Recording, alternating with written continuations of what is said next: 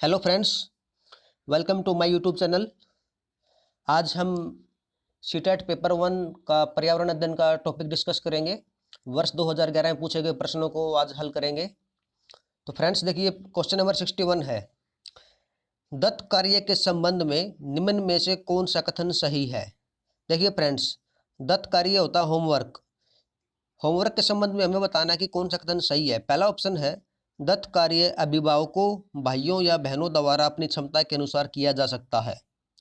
Second option, प्रतिदिन विविधता और अभ्यास कराने के लिए कक्षा कार्य और फिर गृह कार्य के रूप में दत्त कार्य देने की आवश्यकता है।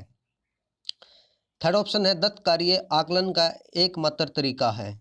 और फोर्थ ऑप्शन है, दत्त कार्य बच्चों को सूचना खोजने और अपने विचारों का निर्माण करने और उन्हें उच्चारित करने का अवसर प्रदान करता है। तो फ्रेंड्स, आप अपने लेवल में बताइए इसका क्या आंसर हो सकता है।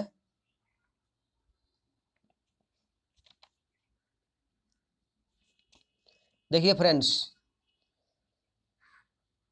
दत्त कार्य जो है, पहला ऑप्शन जो दिया है कि अब अभिभावकों, भाइयों बहनों द्वारा अपनी क्षमता के अनुसार किया जा सकता है, यह बिल्कुल रॉन्ग है। देखिए, दत्त कार्य इस तरह से कभी कंप्लीट नहीं किया जाता। दत्त कार्य स्टूडेंट्स के लिए होता है, न कि अभिभावकों द्वारा या भाइयों बहनों द्वारा किया जाता है। पहला ऑप्शन गलत है। सेकंड ऑप्शन देखिए, प्रतिदिन विविधता और अभ्यास कराने के लिए कक्षा कार्य और फिर गृह कार्य के रूप में दत्त कार्य देने की आवश्यकता है। जी नहीं, यह ऑप्शन भी जो है आपका बिल्कुल सही नहीं है। थर्ड ऑप्शन है, दत्त कार्य आकलन का एकमात्र तरीका है, यह ऑप्शन भी बिल्कुल गलत है। अब देखिए, दत्त कार्य जो है बच्चों को सूचना खोजने एवं अपने विचारों का निर्माण करने और उन्हें उच्चारित करने का अवसर प्रदान करना है। ये ऑप्शन जो इसका राइट आंसर है, ऑप्शन नंबर डी इसका राइट आंसर है। देखिए फ्रेंड्स, दत्त कार्य जो है बच्चों को सूचनाओं खोजने में, उनके विचारों का निर्माण करने में, नए नए विचारों का निर्माण होता है, वो खुद करके अपने हाथ से सीखते हैं। और जो आप उनको होमवर्क दिया जाता है उनका उच्चारण करके वो सीखते हैं। ऐसा अवसर प्रदान करने के लिए बच्चों को दत्त कार्य दिया जाता है। चलिए, क्वेश्चन नंबर 62 है,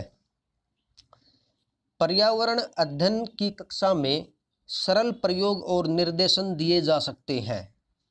पहला ऑप्शन है, कक्षा में अनुशासन को सुनिश्चित करने हेतु बच्चों को नियंत्रित करने के लिए। सेकंड ऑप्शन दिया है, बच्चों को स्वयं सीखने के योग्य बनाने और अवलोकन कौशलों को पैना करने के लिए। थर्ड ऑप्शन है, उच्च कक्षाओं में क्या किया जाता है उसका अनुसरण करने के लिए। और फोर्थ ऑप्शन है, बच्चों द्वारा पूछे गए प्रश्नों पर आधारित विचारों पर चर्चा करने और अवलोकनों को दर्ज करने तथा उनका विश्लेषण करने के लिए। फ्रेंड्स, एक बार अपने लेवल पे आप देखिए इसका क्या आंसर हो सकता है।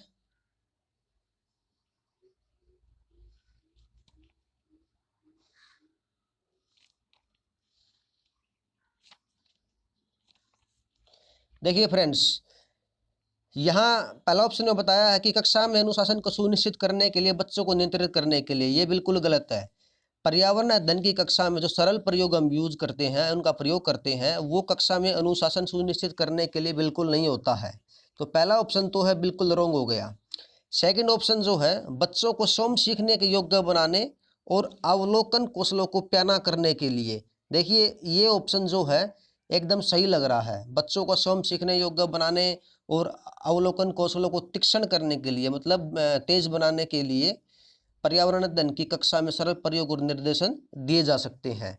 तो इसका सेकंड आंसर जो है राइट आंसर है। बाकी एक बार हम ऑप्शन नंबर 3 और 4 पढ़ लेते हैं। उच्च कक्षाओं में क्या किया जाता है उसका अनुकरण करने के लिए। देखिए, हम पर्यावरण अध्ययन का कक्षा में पढ़ रहे हैं, तो वर्तमान कक्षा में जो सिलेबस दिया उसी का अध्ययन करेंगे। उच्च कक्षाओं के बारे में अभी हम अनुकरण नहीं करेंगे। ऑप्शन नंबर डी में बोला है कि बच्चों द्वारा पूछे गए प्रश्नों पर आधारित विचारों पर चर्चा करने और अवलोकनों को दर्ज करने और उनका विश्लेषण करने के लिए नहीं। इसमें देखिए, बच्चा स्वयं करके नहीं सीखता है। ऑप्शन नंबर बी में क्या है कि बच्चा स्वयं करके सीखता है। करके सीखना एक विधि है जिसके द्वारा बच्चे में ज्ञान का निर्माण बहुत गहराई से होता है। तो ऑप्शन नंबर बी जो इसका राइट आंसर है। क्वेश्चन नंबर 63, दुर्गा एक गांव में रहती है और लकड़ी या गोबर के उपले का ईंधन इस्तेमाल करते हुए चूल्हे पे खाना पकाती है। पिछले 3 महीनों में उसे तेज खांसी आ रही है, इसका क्या कारण हो सकता है। तो फ्रेंड्स देखिए पहला ऑप्शन है उसकी झोपड़ी के अंदर और बाहर प्रदूषण तथा वृद्धावस्था। ये ऑप्शन बिल्कुल गलत है। इसमें पहले से आप पढ़िए एक बार प्रश्न को। दुर्गा एक गांव में रहती है। देखिए यहाँ पे दुर्गा की कोई उम्र नहीं बताई है, इसलिए जो वृद्धावस्था वाला जो ऑप्शन है यहाँ पे ये रॉन्ग हो जाता है। अब सेकंड ऑप्शन देखिए, ईंधन के जलने से उत्पादित कार्बन मोनोऑक्साइड जा उसके श्वसन नली में जमा हो गई है। जो कहता है कि ईंधन के जलने से उत्पादित कार्बन मोनोऑक्साइड जो उसकी श्वसन नली में जमा हो गई है। देखिए कार्बन मोनोऑक्साइड श्वसन नली में जमा नहीं होती है, हमारे फेफड़ों के अंदर और हमारा जो शरीर में दिमाग में चक्कर आना ये कारण होते हैं। खांसी का इससे कोई संबंध नहीं है। ऑप्शन नंबर सी देखिए, जलते हुए ईंधन से उत्पादित काला धुआं जो उसके श्वसन नली में जमा हो गया है। जी बिल्कुल, सांस लेते समय जो धुआं जो है उसके अंदर जा रहा है और जो नली के अंदर जो काला धुआं धीरे धीरे जमा हो रहा है जिसके कारण उसको सांस लेने में तकलीफ हो रही है, उसको खांसी आ रही है। तो ऑप्शन नंबर सी इसका राइट आंसर है। बाकी ऑप्शन नंबर 4 भी पढ़िए। जलते हुए ईंधन के धुएं से उसे एलर्जी हो गई है। देखिए एलर्जी होना ईंधन से धुएं से कोई संबंध नहीं है। एलर्जी तो बाहरी शरीर पे बाहरी रूप से होता है। तो यहाँ जो खांसी की बात करें हम, तो ऑप्शन नंबर सी जो इसका राइट आंसर है। चलिए फ्रेंड्स, क्वेश्चन नंबर 64 है, ध्यान से पढ़िए। एक विद्यालय ने राजस्थान के लिए कक्षा 5 के बच्चों के शैक्षिक भ्रमण की योजना बनाई। भ्रमण के दौरान बच्चों से आपकी क्या अपेक्षाएं रहेंगी? फर्स्ट ऑप्शन है चीज़ों के बारे में बिना कोई प्रश्न पूछे सभी का अवलोकन करना चाहिए। सेकंड ऑप्शन है उन्हें आनंद उठाना चाहिए। थर्ड ऑप्शन है उन्हें ध्यान से अवलोकन करना चाहिए, टिप्पणियां दर्ज करनी चाहिए और बाकी बच्चों तथा शिक्षक के साथ अपने अवलोकनों को बांटना चाहिए।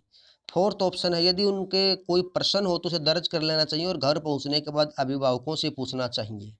तो फ्रेंड्स एक बार अपने लेवल पे बताइए 64 क्वेश्चन का क्या आंसर हो सकता है। फ्रेंड्स आप वीडियो को पॉज करके एक बार अपना आंसर देख सकते हैं और बाद में उसकी जांच कर सकते हैं कि आपका आंसर सही है या गलत है। इससे आप अपना स्वयं का मूल्यांकन कर सकते हैं। तो आइए देखते हैं इस क्वेश्चन का क्या आंसर होगा। देखिए पहला ऑप्शन बताया है चीज़ों के बारे में बिना कोई प्रश्न पूछे सभी का अवलोकन करना चाहिए। देखिए प्रश्न पूछे बिना बच्चा क्या अवलोकन करेगा, वो खाली बातों को नोट करेगा और कोई अवलोकन नहीं कर सकता। सेकंड ऑप्शन है कि उन्हें आनंद उठाना चाहिए।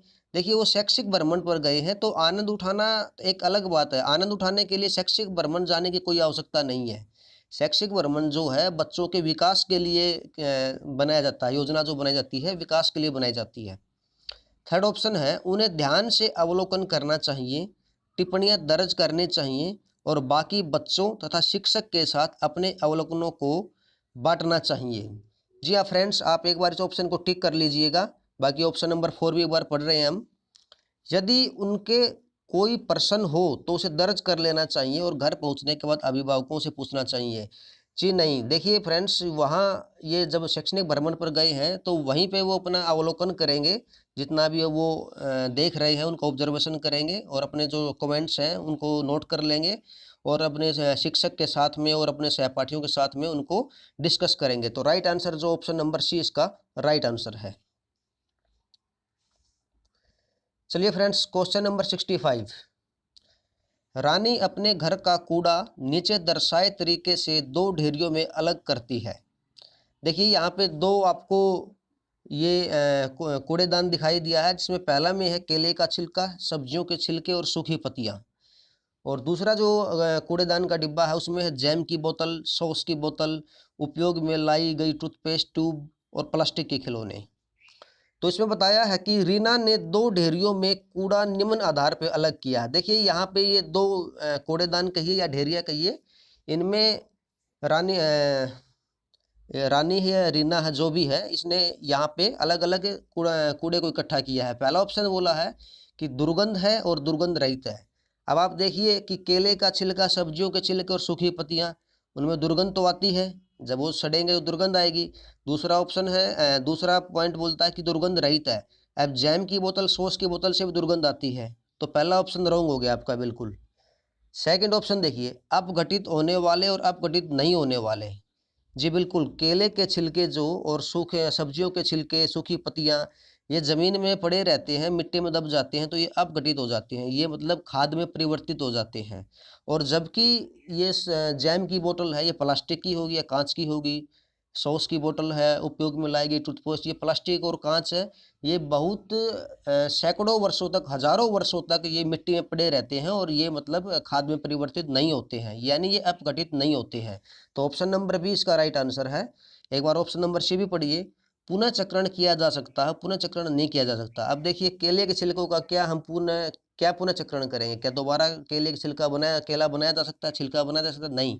तो ये ऑप्शन भी गलत है। आगे देखिए घरेलू कचरा है, औद्योगिक कचरा है। देखिए औद्योगिक कचरा नहीं कहेंगे क्योंकि जैम की बोतल को हम घर में ही प्रयोग कर रहे हैं और सॉस की बोतल है, टूथपेस्ट है, प्लास्टिक के खिलौने हैं, तो इनको घर में यूज़ कर रहे हैं, तो ये एक ऑप्शन भी गलत है। तो इसका राइट ऑप्शन जो है, ऑप्शन नंबर बी इसका राइट आंसर है, अपघटित होने वाले और अपघटित नहीं होने वाले। चलिए फ्रेंड्स, क्वेश्चन नंबर 66 साथ-साथ आप अपना मूल्यांकन भी करते रहिए। देखिए दोपहर के भोजन अवकाश के बाद पर्यावरण अध्ययन पढ़ाते समय आप यह पाते हैं कि बच्चे पाठ में रुचि नहीं ले रहे, तो आप क्या करेंगे? देखिए फ्रेंड्स, पहला ऑप्शन है बच्चों से कहेंगे कि वे डेस्क पर सिर रखकर आराम करें। बिल्कुल गलत ऑप्शन है। बच्चे डेस्क पर सिर रख के आराम करने के लिए स्कूल नहीं आते हैं, विद्यालय नहीं आते हैं। ये ऑप्शन एकदम गलत है। दूसरा ऑप्शन है पाठ को रोचक बनाने के लिए बहुआयामी बुद्धि पर आधारित दृश्य श्रव्य सामग्रियों का प्रयोग करेंगे। देखिए फ्रेंड्स, जब आप रेडियो सुनते हैं तो आप सिर्फ सुनते हैं, देखते नहीं हैं। लेकिन जब आप टेलीविज़न देखते हैं या कोई दृश्य श्रव्य सामग्री के द्वारा आप कोई भी ज्ञान लेते हैं, तो आप कानों के साथ-साथ अपनी आँखों से भी आप ज्ञान को ग्रहण करते हैं।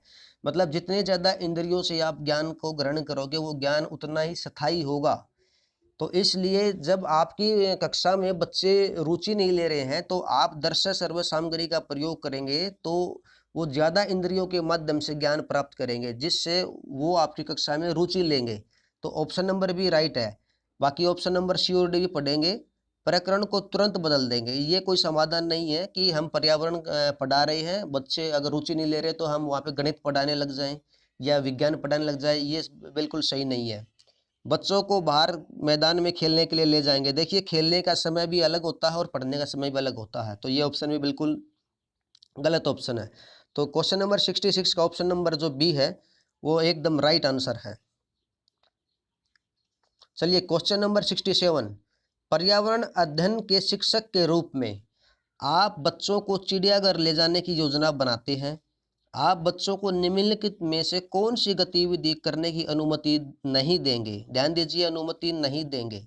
देखिए यहाँ पे एक शिक्षक जो है बच्चों को चिड़ियाघर लेके जा रहा है, तो वहाँ पे ऐसी कौन-सी एक्टिविटी है जो बच्चों को नहीं करनी चाहिए और शिक्षक उसकी अनुमति नहीं दे। देखिए चिड़ियाघर के विभिन्न जानवर कौन-सा भोजन खाते हैं, यह पता लगाना। देखिए इसमें कोई आपत्ति नहीं है। जैसे शेर मांस खाता है और हिरन घास खाता है और अन्य जानवर कीट पतंगे भी खाते हैं, चिड़िया हैं रंग तरह-तरह की, तो इसमें कोई आपत्ति नहीं है। चिड़ियाघर के विभिन्न जानवर कौन-सा भोजन खाते हैं, यह पता तो बच्चों को अवश्य लगाना चाहिए। सेकंड ऑप्शन है चिड़ियाघर में जिन जानवरों को वो देखेंगे उनकी फ़ोटो एकत्रित करना। बिल्कुल वो फ़ोटो ले सकते हैं।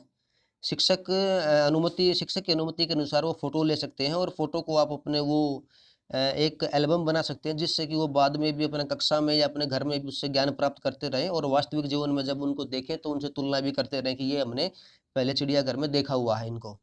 ऑप्शन नंबर सी है चिड़ियाघर में उन्होंने जो देखा उसका चित्र बनाने के लिए उनकी ड्राइंग कॉपी को साथ ले जाना। ये भी बिल्कुल सही है, ड्राइंग कॉपी को बिल्कुल साथ ले जा सकते हैं और उनका चित्र भी बना सकते हैं।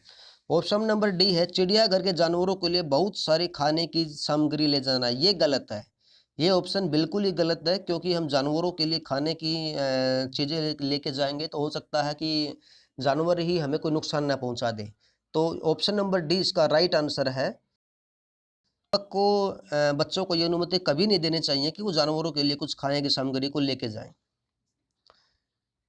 चलिए क्वेश्चन नंबर 68 बीज अंकुरण की अवधारणा को इस तरह सबसे बेहतर तरीके से पढ़ाया जा सकता है। देखिए यहाँ बीज अंकुरण की बात हो रही है। तो पहला ऑप्शन है अंकुरित बीजों की फोटो दिखाना। दूसरा ऑप्शन है कक्षा में अंकुरित बीजों को दिखाना और अंकुरण की प्रक्रिया को स्पष्ट करना। और तीसरा ऑप्शन है बोर्ड पर चित्र बनाते हुए अंकुरण के चरणों को प्रदर्शित करना। और चौथा ऑप्शन है बीज बोने अंकुरण के विभिन्न चरणों का अवलोकन करने और उनका चित्र बनाने की गतिविधि को बच्चों को निष्पादित करने के लिए कहना। देखिए फ्रेंड्स, एक बार आप अपने लेवल पे वीडियो को पॉज करके आंसर को पता कर सकते हैं। देखिए फ्रेंड्स, इसमें पहला ऑप्शन है अंकुरण बीजों की फोटो दिखाना। इसमें हम सिर्फ फोटो दिखा रहे हैं। फोटो से मतलब पूरा ज्ञान नहीं हो पाता कि बीजों का जो अंकुरण है वो कैसे धीरे धीरे बढ़ रहा है, कैसे बीज से पौधा बन रहा है। दूसरा बोला कि कक्षा में अंकुरित बीजों को दिखाना और अंकुरण की प्रक्रिया को स्पष्ट करना। थर्ड ऑप्शन है बोर्ड पर चित्र बनाते अंकुरण के चरणों को प्रदर्शित करना।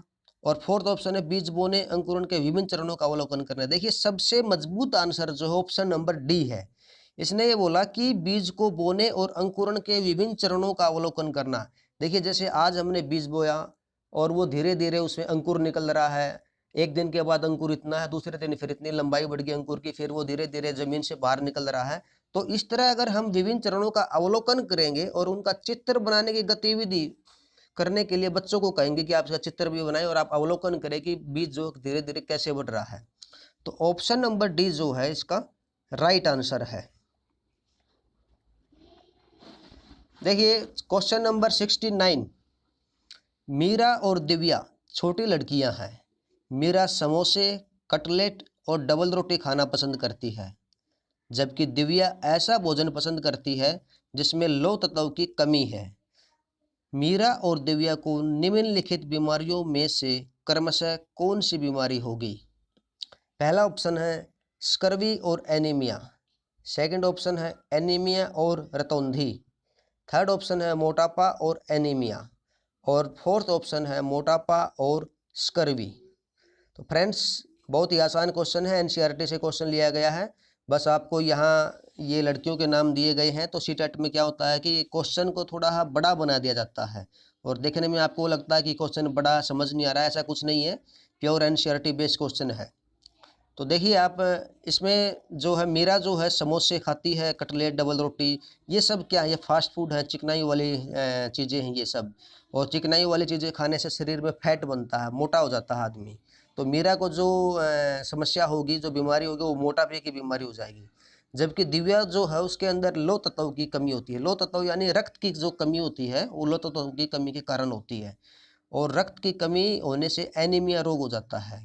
तो दिव्या को एनीमिया रोग होगा और मीरा को मोटापा होगा। तो ऑप्शन नंबर सी जो है मोटापा और एनीमिया इसका राइट आंसर है। चलिए क्वेश्चन नंबर 70। नींबू साधारण पानी में डूब जाता है लेकिन नमकीन पानी में तैरता रहता है, क्यों? फ्रेंड्स ऐसा क्यों है कि नींबू साधारण पानी में तो डूब जाता है लेकिन नमकीन पानी में तैरता है? देखिए फर्स्ट ऑप्शन दिया है नींबू का घनत्व नमकीन पानी में कम हो जाता है। सेकंड ऑप्शन है नमकीन पानी का घनत्व साधारण पानी के घनत्व से अधिक है। थर्ड ऑप्शन है साधारण पानी का घनत्व नमकीन पानी के घनत्व से अधिक है। और फोर्थ ऑप्शन है कि नमकीन पानी का घनत्व नींबू का घनत्व नमकीन पानी में अधिक हो जाता है। देखिए फ्रेंड्स यहाँ आप एक बात नोट कीजिए, समुद्र का जो पानी होता है वो खारा पानी होता है और उसका जो घनत्व है वो ज़्यादा होता है। उसमें आदमी को तैरना जो है आसान रहता है, जबकि जो साधारण पानी है उसमें तैरना थोड़ा मुश्किल रहता है। तो नमकीन पानी का जो घनत्व है वो साधारण पानी के घनत्व से ज़्यादा रहता है, इसीलिए उसमें हम आराम से तैर सकते हैं। आपने सुना होगा एक मृत सागर, एक सागर ऐसा जो जिसका पानी जो है बहुत ज़्यादा खारा है, उसके मृत सागर के नाम से जानते हैं। उसमें आदमी आराम से जब लेटता है तो उसको ज़्यादा मेहनत करने की ज़रूरत नहीं पड़ती, वो आराम से तैरता रहता है, क्योंकि उस नमकीन पानी का जो घनत्व है बहुत ज़्यादा होता है, इसलिए आदमी उसमें डूब नहीं पाता। तो फ्रेंड्स इसमें जो नमकीन पानी का घनत्व साधारण पानी के घनत्व से अधिक होता है। ऑप्शन नंबर बी जो है इसका राइट आंसर है। देखिए फ्रेंड्स क्वेश्चन नंबर 71। पके हुए चावल रेफ्रिजरेटर में अपेक्षाकृत लंबे समय तक परिरक्षित किए जा सकते हैं, क्योंकि फर्स्ट ऑप्शन है रेफ्रिजरेटर में कुछ ऐसे रसायन होते हैं जो रोगाणुओं को नष्ट कर देते हैं। सेकंड ऑप्शन है कम तापमान पर रोगाणु निष्क्रिय हो जाते हैं। और थर्ड ऑप्शन है रोगाणु कम तापमान पर नष्ट हो जाते हैं। फोर्थ ऑप्शन है कम तापमान पर भोजन का नमी तत्व घट जाता है। फ्रेंड्स आप अपने लेवल पे बताइए क्या आंसर हो सकता है इसका।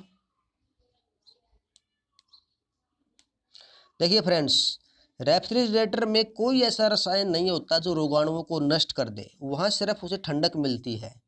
हम कोई भी सामान रखते हैं, चावल रखते हैं, कोई और भी खाद्य पदार्थ रखते हैं, उसे वो ठंडा हो जाता है बस।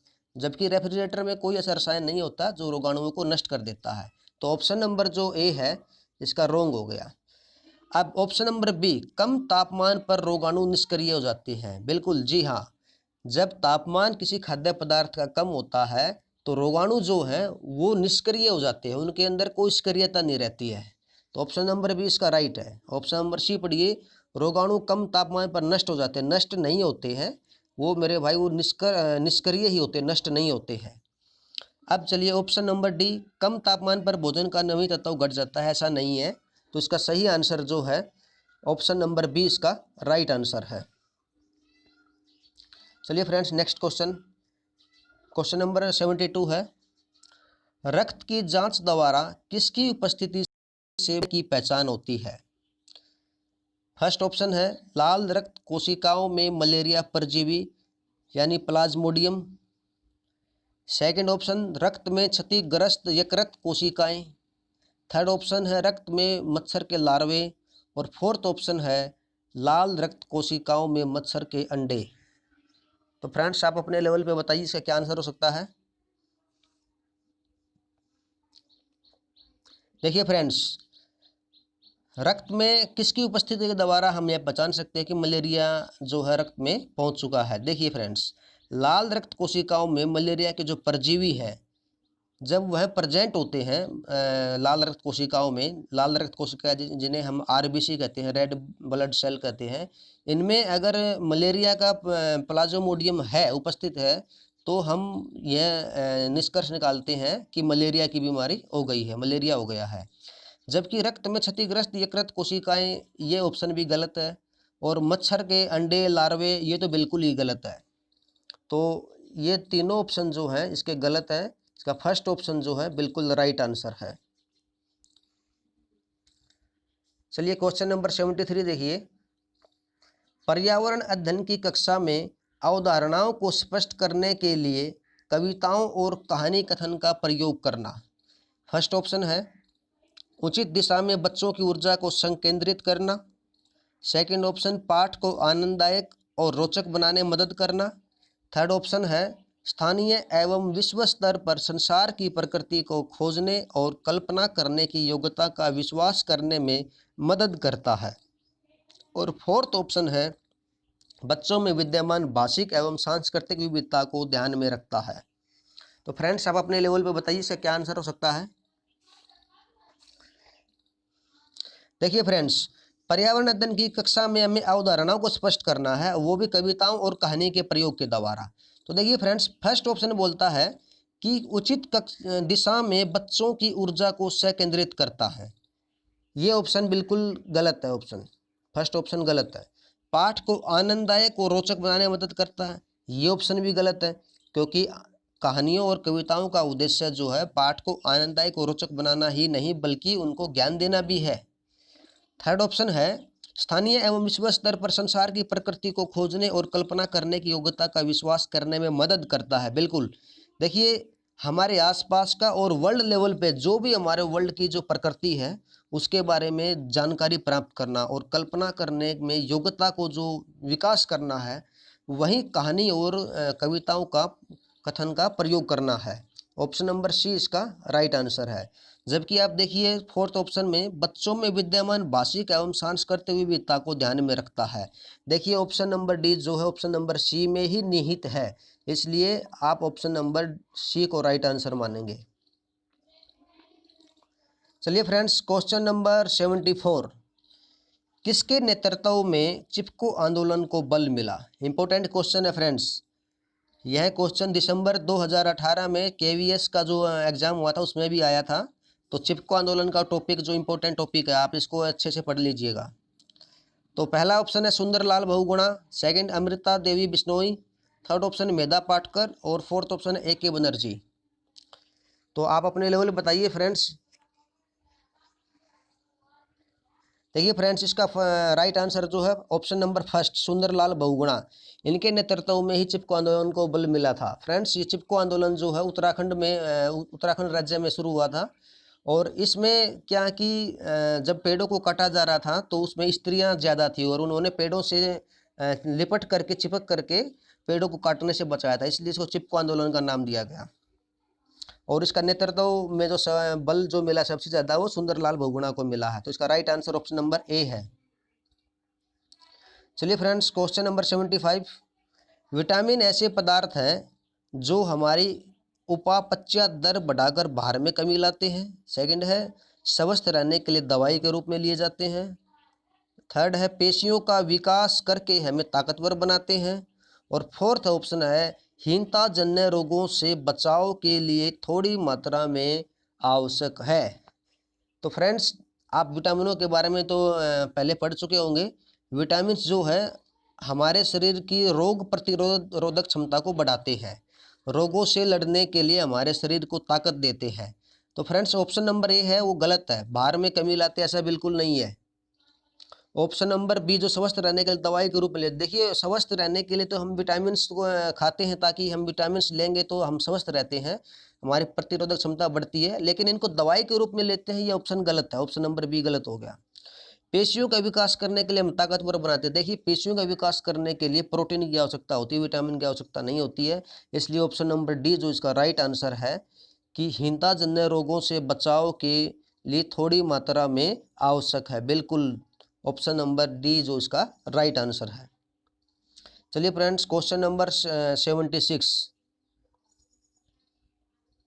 ग्रामीण क्षेत्रों में गाय के गोबर से झोपड़ी की दीवारों और फर्शों को लीपा जाता है, उन्हें कीटों को दूर रखने के लिए, चिकना और साफ बनाने के लिए, खुरदरा बनाकर घर्षण बढ़ाने के लिए, या फर्श को प्राकृतिक रंग देने के लिए। तो गाइज, इसका राइट आंसर बिल्कुल आसान क्वेश्चन है ये। गाय के गोबर से झोपड़ी और दीवारों को फर्शों को लीपा जाता है, उन्हें चिकना और साफ बनाने के लिए ही ऐसा किया जाता है। गाइज, 76 क्वेश्चन जो है इसका right answer option number B है, चिकना और साफ बनाने के लिए। चलिए क्वेश्चन नंबर 77 देखते हैं।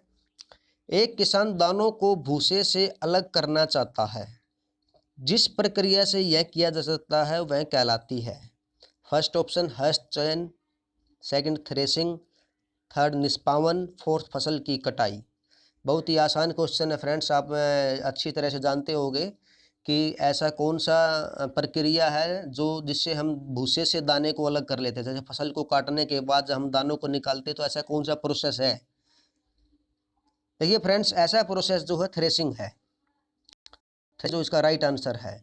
आपने देखा होगा कि फसल कटाई के बाद हम थ्रेसर, जो ट्रैक्टर के पीछे जो मशीन हम प्रयोग करते हैं वह एक थ्रेसर मशीन होती है, और उस थ्रेसर के द्वारा ही हम दानों को भूसों से अलग करते हैं। जबकि हस्त चयन जो है इसमें हम जो है दानों से, जैसे मिट्टी के कंकर है, पत्थर के कंकर, इनको हाथ के द्वारा चयन करके निकालते हैं। और निष्पावन भी ऐसी विधि जिससे हम मतलब ये दो चीज़ों को अलग करते हैं, जैसे हम फसल से भूसे को अलग करना है। और फसल की कटाई जो है वो तो एक सिंपल ही बात है कि जब हम फसल को काटते हैं वो फसल की कटाई है। तो 77 क्वेश्चन का जो राइट आंसर है ऑप्शन नंबर बी राइट इसका। चलिए फ्रेंड्स, क्वेश्चन नंबर 78। पर्यावरण अध्ययन की पाठ्य पुस्तक में पहेलियां शामिल करने का निम्नलिखित में से कौन सा उद्देश्य नहीं है। ध्यान दीजिए फ्रेंड्स, उद्देश्य नहीं है। फर्स्ट ऑप्शन है सृजनात्मक चिंतन की योग्यता और उत्सुकता का विकास करना। सेकंड, बच्चों में आलोचनात्मक चिंतन शक्ति का विकसित करना। थर्ड, बच्चों में तर्कना शक्ति का विकास करना। और फोर्थ है बच्चों के मस्तिष्क को भ्रमित करना और उन्हें इसे भ्रम का आनंद उठाने देना। देखिए फ्रेंड्स, बहुत ही आसान क्वेश्चन है, आप इजीली इसका राइट आंसर देंगे। ऑप्शन नंबर डी जो है इसका राइट आंसर है। अब कैसे फ्रेंड्स, देखिए सृजनात्मक चिंतन की योग्यता और उत्सुकता का विकास करना तो ही पर्यावरण के अध्ययन के अंतर्गत आता है। और बच्चों में आलोचनात्मक चिंतन शक्ति का विकास करना भी और तर्क वितर्क शक्ति का विकास करना भी पर्यावरण अध्ययन के अंतर्गत आता है। जबकि बच्चों के मस्तिष्क को भ्रमित करना यह गलत है। हम बच्चों के मस्तिष्क को भ्रमित बिल्कुल नहीं कर सकते और उनको आनंद उठाने का तो कोई सवाल ही पैदा नहीं होता। इसलिए क्वेश्चन नंबर 78 का ऑप्शन नंबर डी इसका राइट आंसर है। क्वेश्चन नंबर 79 देखिए फ्रेंड्स, पर्यावरण अध्ययन की कक्षा में बच्चों के व्यक्तिगत अनुभवों को महत्व देना शिक्षक को लाभ पहुंचाता है। देखिए, बच्चों के व्यक्तिगत अनुभवों को महत्व देना, इससे शिक्षक को क्या लाभ होगा। फर्स्ट ऑप्शन है उसकी ऊर्जा बचाने में, क्योंकि बच्चे बातचीत करना पसंद करते हैं। सेकंड, बच्चों के विशिष्ट अनुभवों को जानने में। थर्ड है बच्चे की भाषा और संप्रेषण कुशलताओं को सुधारने और परिमार्जित करने में। फोर्थ ऑप्शन है विमर्श को बच्चों के अनुभव संसार से जोड़ने और विमर्श व सीखने को बढ़ावा देने में। फ्रेंड्स, आप अपने लेवल पे पता कीजिए किसका क्या आंसर हो सकता है।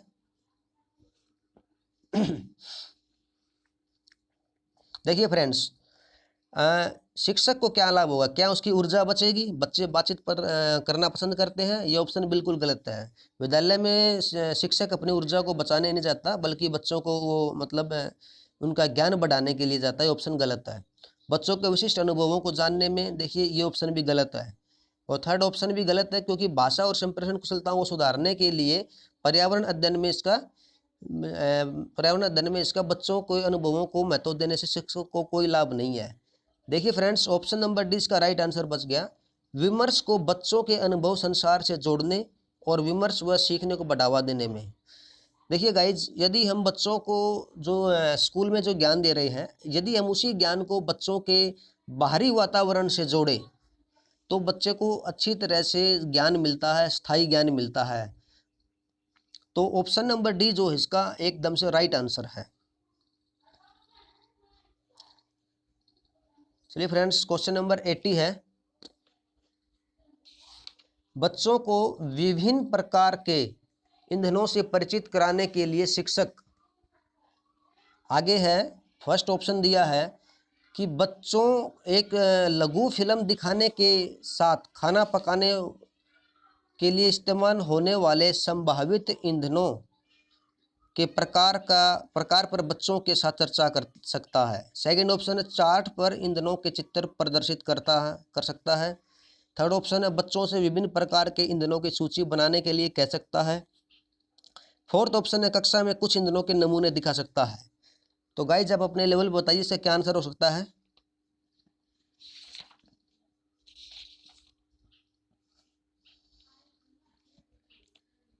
देखिए फ्रेंड्स, क्वेश्चन नंबर 80 जो है इसमें बताया है कि हम विभिन्न प्रकार के ईंधनों से परिचित कराना है, हमें बच्चों को ईंधनों के बारे में ज्ञान देना है। तो शिक्षक इसके लिए क्या करे।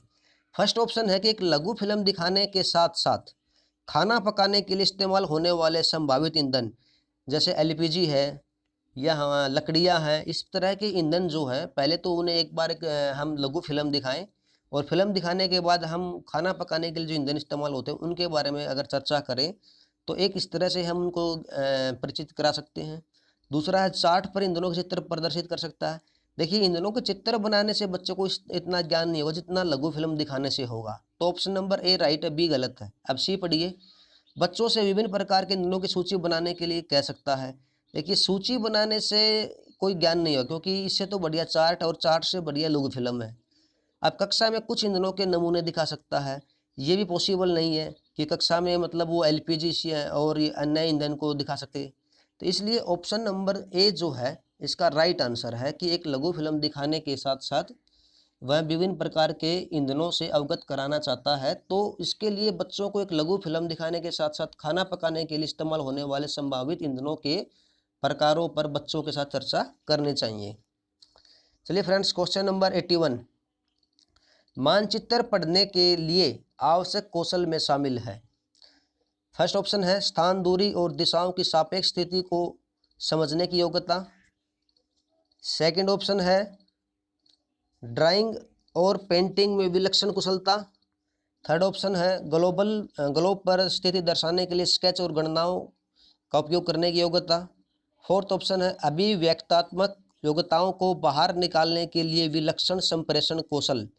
फ्रेंड्स पता कीजिए आप अपने लेवल पे इस क्वेश्चन का क्या आंसर हो सकता है।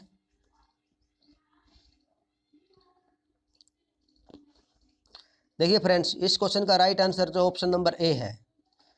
इस क्वेश्चन का जो राइट आंसर जो है ऑप्शन नंबर ए इसका राइट आंसर है। हम मानचित्र जो है एक परिसीमित स्थान होता है, किसी भी मानचित्र जो है एक शील आकृति का प्रतिरूप होता है, और शील आकृति पे हम किसी भी जगह को दर्शाने के लिए वहाँ की जगह, दूरी और दिशा के बारे में बताया जाता है। तो इसका ऑप्शन नंबर ए जो है राइट आंसर है। देखिए फ्रेंड्स, क्वेश्चन नंबर 82, यह देखा गया है कि पाचन क्रिया बाहर की अपेक्षा आमाशय के अंदर अधिक तेजी से होती है, क्यों? फर्स्ट ऑप्शन है, आमाशय के अंदर भोजन का मंथन होता है जिसमें उनकी सतह का क्षेत्रफल बढ़ता है और एंजाइमों की क्रिया तेज हो जाती है। सेकंड ऑप्शन दिया है, पाचक रस आमाशय के अंदर अम्लीय होते जबकि बाहर वे क्षारीय होते हैं। थर्ड ऑप्शन है, आमाशय के अंदर भोजन की उपस्थिति में पाचक रस का उत्पादन बहुत ज़्यादा होता है। फोर्थ ऑप्शन है, पाचक रस जब आमाशय के बाहर रखते हैं तो निष्क्रिय हो जाते हैं। फ्रेंड्स बताइए आप अपने लेवल पे, एनसीईआरटी साइंस से क्वेश्चन लिया गया है, क्या आंसर हो सकता है इसका। देखिए फ्रेंड्स, आमाशय के अंदर हम जो भी खाना खाते हैं उसका मंथन होता रहता है और उसका जो क्षेत्रफल है वह बढ़ जाता है, और क्षेत्रफल बढ़ने से क्या है कि उसमें एंजाइम्स जो है उनकी क्रिया जो तेज हो जाती है, तीव्र गति से एंजाइम्स प्रोड्यूस होते हैं और हमें एनर्जी मिलती है। तो फर्स्ट ऑप्शन जो है इसका राइट आंसर है। फर्स्ट ऑप्शन जो है क्वेश्चन नंबर 82 का राइट आंसर है। देखिए फ्रेंड्स, इस क्वेश्चन में आपको दिया है कि पाचन क्रिया जो है बाहर की अपेक्षा आमाशय के अंदर अधिक तेजी से इसलिए होती है क्योंकि आमाशय के अंदर भोजन का मंथन होता रहता है और इससे क्या है, क्षेत्रफल बढ़ जाता है और एंजाइम्स की क्रिया तेज हो जाती है। तो ऑप्शन नंबर ए इसका राइट आंसर है। चलिए फ्रेंड्स, क्वेश्चन नंबर 83, पर्यावरण अध्ययन की पाठ्य पुस्तक में रेलवे टिकट का एक नमूना दिखाना। इससे क्या होगा, देखिए, बच्चों को वास्तविक जानकारी से अंतःक्रिया करने का अवसर देता है, साथ ही अवलोकन की कुशलता का विकास करता है। सेकंड ऑप्शन है, बच्चों को रेल के किराए के बारे में बताता है। थर्ड ऑप्शन है, टिकट में प्रयुक्त विभिन्न संक्षिप्ताक्षरों का ज्ञान उपलब्ध कराता है। फोर्थ ऑप्शन, निष्कर्ष पर पहुंचने की बच्चों की कुशलता का विकास करता है। तो बताइए फ्रेंड्स, अब अपने लेवल पे क्या आंसर हो सकता है इसका।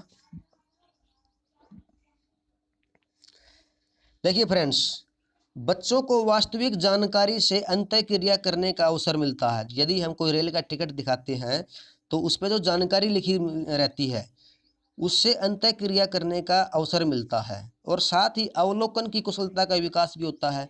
टिकट के अंदर क्या लिखा है, तो उससे क्या है कि कहाँ जाना है, कहाँ का टिकट बना है, कब स्टार्ट होगा टिकट पर जाना, किस तारीख का टिकट है, ट्रेन का टाइम क्या है, कितने बजे ट्रेन चले, कितने बजे पहुंचेगी, किन किन स्थानों से गुजरेगी। तो इस तरह का वो अवलोकन करता है और इसमें वो अपनी कुशलता का विकास करता है। तो ऑप्शन नंबर ए जो है इसका राइट आंसर है। बाकी ऑप्शन नंबर बी पढ़िए, बच्चों को रेल के किराए में बताता है। अब देखिए, option number B option number A में ही निहित है। टिकट में ऑलरेडी मेंशन रहता है कि रेल का कितना किराया है। तो ऑप्शन नंबर बी जो है इससे मजबूत आंसर है ऑप्शन नंबर ए। अब टिकट में प्रयुक्त विभिन्न संक्षिप्ताक्षरों का ज्ञान उपलब्ध कराता है। भाई टिकट में जो अक्षर लिखे हैं उनको ज्ञान उपलब्ध जो कराता है तो वह जो है अवलोकन की श्रेणी में आता है। अब फोर्थ ऑप्शन है कि निष्कर्ष पर पहुंचने की बच्चों की कुशलता का विकास करता है। ये तीनों ऑप्शन ही जो है ऑप्शन नंबर ए में निहित है, इसलिए इस क्वेश्चन का जो राइट आंसर है ऑप्शन नंबर ए इसका राइट आंसर है। चलिए फ्रेंड्स, क्वेश्चन नंबर 84, निम्नलिखित कथनों में से कौन सा प्राथमिक स्तर पर पर्यावरण अध्ययन पढ़ाने का उद्देश्य नहीं है। ध्यान दीजिए, हम कक्षा 1 से 5 की बात कर रहे हैं और पर्यावरण अध्ययन पढ़ाने का उद्देश्य हमारा कौन सा नहीं हो सकता। देखिए फर्स्ट ऑप्शन है, जीवन और पर्यावरण से सरोकार रखने वाले मूल्यों को आत्मसात करना।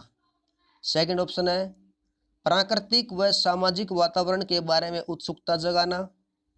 थर्ड ऑप्शन है बच्चों को खोजने की क्रियाओं में लगाना तथा व्यवहारिक क्रियाएं करवाना जो संज्ञानात्मक तथा मनचालक कौशलों के विकास में सहायक होती है। फोर्थ ऑप्शन है बच्चे के आकलन के लिए शब्दावली और परिभाषाओं का बोझ डालना। तो फ्रेंड्स आप समझ गए होंगे यहाँ फोर्थ ऑप्शन मैंने जैसे ही पढ़ा तो ऑप्शन कौन सा हो सकता है इसका, कि हमारा उद्देश्य जो है कि वो शब्दावली और परिभाषाओं का बोझ डालना नहीं है। देखिए जीवन में पर्यावरण से सरोकार रखने वाले मूल्यों को तो हमें जानना ही चाहिए और उनको हमें जीवन में आत्मसात करना चाहिए। साथ ही पर्यावरण अध्ययन में हमें प्राकृतिक और सामाजिक वातावरण के बारे में भी ज्ञान प्राप्त करना चाहिए और हमें खोज प्रक्रिया यानी कि अपने हाथ से ही करके हमें यह ज्ञान जो संज्ञानात्मक विकास होता है उसमें भी सहायक है पर्यावरण अध्ययन। लेकिन शब्दावली और परिभाषाओं का बोझ डालना जो है यह पर्यावरण का कोई उद्देश्य नहीं है। इसलिए क्वेश्चन नंबर 84 का right answer option number D है। चलिए क्वेश्चन नंबर 85, भैंस की पीठ पर अक्सर बगुला यानी ग्रेट पक्षी बैठा दिखाई देता है। ऐसा इसलिए होता है क्योंकि बगुला घास में पाए जाने वाले कीट खाता है, भैंस की पीठ पर बैठकर गाना पसंद करता है, उड़ने के बाद थोड़ा आराम करता है, भैंस की पीठ पर परजीवी कीट खाता है। बहुत ही आसान क्वेश्चन है, आप इसका आंसर एक क्वेश्चन देखते ही समझ गए होंगे। देखिए फर्स्ट ऑप्शन बोला है कि घास में पाए जाने वाले कीट खाता है, तो वह भैंस की पीठ पे क्यों बैठेगा, बगुला तो फिर घास में ही खा लेगा। ऑप्शन नंबर ए जो इसका गलत हो गया। ऑप्शन नंबर बी भैंस की पीठ पर बैठकर गाना पसंद करता है, यह तो बिल्कुल ही गलत है। ऑप्शन नंबर सी उड़ने के बाद थोड़ा आराम करता है, ये भी ऑप्शन गलत है। भैंस की पीठ पर परजीवी कीट खाता है, यह ऑप्शन बिल्कुल सही है। भैंस को जो कीट लग जाते हैं, जो परजीवी कीट होते हैं, उनको खाने के लिए बुगला जो है भैंस की पीठ पर बैठा रहता है। तो ऑप्शन नंबर डी इसका राइट आंसर है। चलिए क्वेश्चन नंबर 86 देखिए, निम्न में से कौन सा प्राथमिक विद्यालय में पर्यावरण अध्ययन पढ़ाने का उद्देश्य निरूपित करता है। पहला ऑप्शन है विद्यालय में बच्चों के अनुभवों को बाहरी दुनिया से जोड़ना। सेकंड ऑप्शन है बच्चों को तकनीकी शब्दावली और परिभाषाओं से परिचित कराना। पर्यावरण अध्ययन से संबंधित तकनीकी शब्दों का आकलन। और फोर्थ ऑप्शन है अपने ज्ञान का विस्तार करने के लिए बच्चों को सूचना देना कि उन्हें कौन सी पुस्तक पढ़नी चाहिए। देखिए फ्रेंड्स एक बार आप अपने लेवल पे पता कर लीजिए इसका क्या आंसर हो सकता है। देखिए गाइज पहला ऑप्शन दिया है विद्यालय में बच्चों के अनुभवों को बाहरी दुनिया से जोड़ना। बिल्कुल हमारा उद्देश्य यही रहता है, ये पर्यावरण अध्ययन में ही नहीं बल्कि अन्य विषयों में भी यही रहता है कि हम विद्यार्थी को जो विद्यालय में सिखाते हैं उस ज्ञान को बच्चे के सांसारिक और जो व्यवहारिक जो बाहरी दुनिया जो है उससे हम जोड़ें ताकि बच्चे का स्थायी ज्ञान हो सके। अब जैसे हमने गणित का एक इसको क्वेश्चन समझाया, एक जमा का सवाल हमने बच्चे को समझाया, लेकिन जब बच्चा किराना स्टोर पर जाता है तो वहाँ वो जो सामान खरीदता है उनका जोड़ नहीं कर पाता। तो जब तक बच्चे का जो कक्षा में हम ज्ञान दे रहे हैं उसको हम उसके बाहरी जीवन से नहीं जोड़ेंगे तो उसका जो ज्ञान स्थायी ज्ञान नहीं होता। इसलिए फर्स्ट ऑप्शन जो है इसका सबसे मजबूत आंसर है। बच्चों को तकनीकी शब्दावली और बच्चों को पर्यावरण से संबंधित तकनीकी शब्दों का प्रयोग, शब्दों का आकलन और ज्ञान का विस्तार करने के लिए बच्चों को सूचना देना, उन्हें कौन सी पुस्तकें पढ़नी चाहिए, इन सभी में सबसे मजबूत आंसर है ऑप्शन नंबर ए, विद्यालय में बच्चों के अनुभवों को बाहरी दुनिया से जोड़ना इसका राइट आंसर है। चलिए फ्रेंड्स क्वेश्चन नंबर 87, कवथन यानी उबलना बॉइलिंग और वाष्पीकरण यानी वेपराइजेशन में अंतर है। फर्स्ट ऑप्शन है कवथन में द्रव से वाष्प में परिवर्तन देखा जा सकता है जबकि वाष्पीकरण देखा नहीं जा सकता। सेकंड ऑप्शन है कवथन से जल की अवस्था बदल जाती है जबकि वाष्पीकरण में नहीं। थर्ड ऑप्शन है वाष्पीकरण किसी भी तापमान पर हो सकता है जबकि कवथन में नहीं। फोर्थ ऑप्शन है कवथन से द्रव का आयतन कम हो जाता है जबकि वाष्पीकरण में नहीं। तो फ्रेंड्स एक बार आप अपने लेवल पे सोचिए इसके क्या आंसर हो सकता है?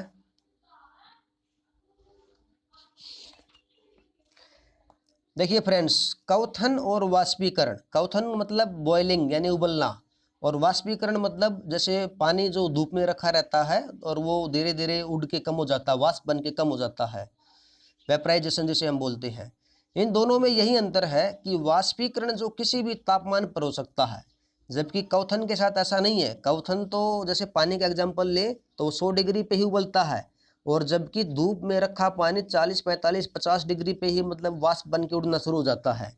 इसलिए इस क्वेश्चन का जो राइट आंसर है ऑप्शन नंबर सी है कि वाष्पीकरण तो किसी भी तापमान पर हो सकता है, जबकि क्वथन ऐसा नहीं है, क्वथन में ऐसा नहीं है। ऑप्शन नंबर सी जो है इसका राइट आंसर है।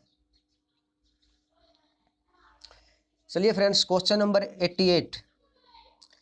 एक पुरुष जिसका रक्त O है एक ए रक्त समूह वाली स्त्री से शादी करता है, उसके पहले बच्चे के रक्त समूह O होने की संभावना है।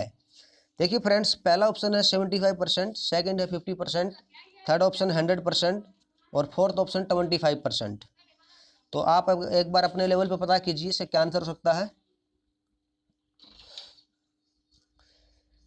देखिए फ्रेंड्स, इसमें जो है रक्त समूह जो है यह O, A, B और AB 4 प्रकार के रक्त समूह हैं। ये प्लस में भी होते हैं और माइनस में होते हैं, तो टोटल 8 प्रकार के रक्त समूह बन जाते हैं।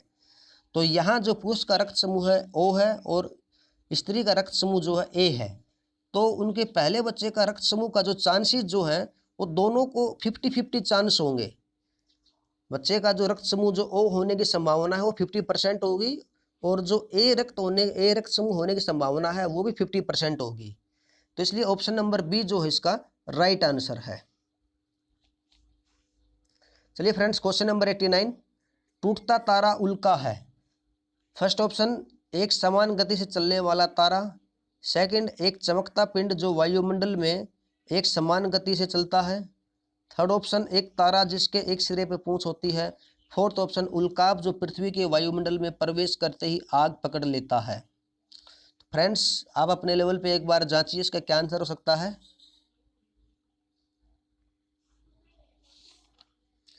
देखिए फ्रेंड्स,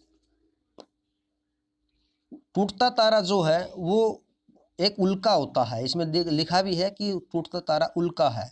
उल्काएं जो हैं वो पृथ्वी के वायुमंडल में जैसे ही आते हैं तो वो घर्षण बल के कारण गर्म होकर के आग पकड़ लेते हैं और हमें वो टूटता तारा दिखता है। ऑप्शन नंबर डी जो है इसका राइट आंसर है।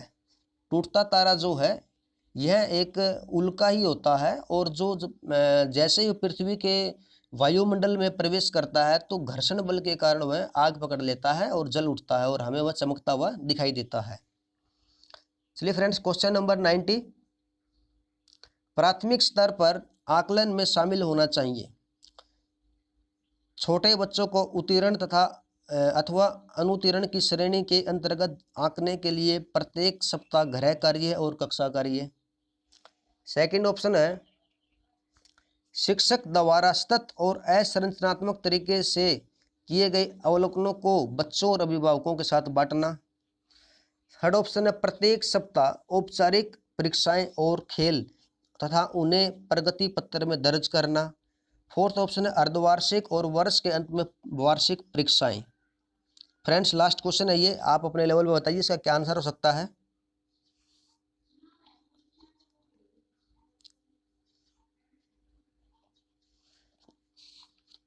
देखिए फ्रेंड्स, शिक्षक द्वारा सतत और असंरचनात्मक तरीके से किए गए अवलोकन को बच्चों और अभिभावकों के साथ बांटना यह आकलन में सबसे प्रभावी है। इसलिए इस क्वेश्चन का राइट आंसर जो ऑप्शन नंबर बी है।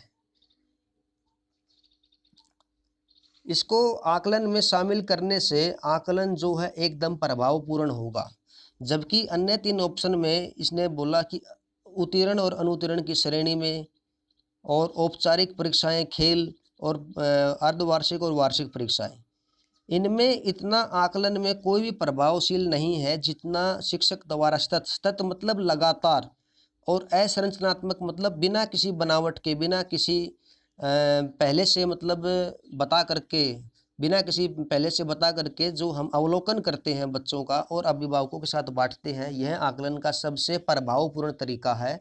तो इस क्वेश्चन का राइट आंसर जो है ऑप्शन नंबर 20 का राइट आंसर है। तो फ्रेंड्स, आज की वीडियो में इतना ही। और मैं आपसे कहना चाहूँगा कि यदि आपको हमारे वीडियो में हमारा पढ़ाया हुआ पसंद आता है, आपको समझ में आता है, तो आप हमारे वीडियो को देखने के लिए चैनल को सब्सक्राइब करें और शेयर भी करें, और आप बेल आइकन को ऑन करके रखें ताकि आने वाली वीडियो का नोटिफिकेशन आपको मिलता रहे। तो आज की वीडियो में इतना ही, मिलते हैं अगली वीडियो में। तब तक के लिए आप इस वीडियो को 2 से 3 बार देखिएगा और अपने एग्ज़ाम के लिए, परीक्षा देने के लिए अपने आप ज्ञान को और बढ़ाइएगा।